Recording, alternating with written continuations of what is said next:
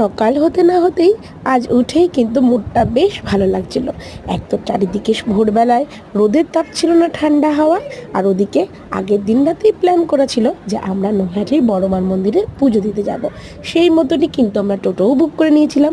আর টোটো করে যেতে যেতে যখন একদম আমরা নৈহাটির স্টেশনের যে ব্রিজ আছে সেখানে, তখনকার এই ভিডিওর মুহূর্তটা কিন্তু করে নিয়েছিলাম। মায়ের কাছে পৌঁছানোর যে কী আনন্দ সেটা বলার মতো না। চারিদিকের ভিউয়ের ভিডিও নিতে নিতে পৌঁছে গেছিলাম কিন্তু একদম মায়ের মন্দিরের কাছে। সেখানে গিয়েই কিন্তু প্রচণ্ড একটা অদ্ভুত মানসিক শান্তি অনুভব করছিলাম।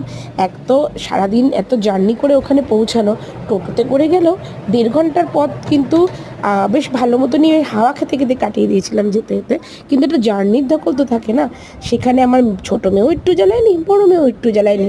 একদম স্টেশন পৌরসভার সামনে দিয়ে যেতে যেতে যখন মায়ের মন্দিরের সামনে একদম পৌঁছালাম, তখন যেন একরাশ ভক্তদের মাঝখানে নিজেকে পেয়ে একদম হারিয়ে গেছিলাম।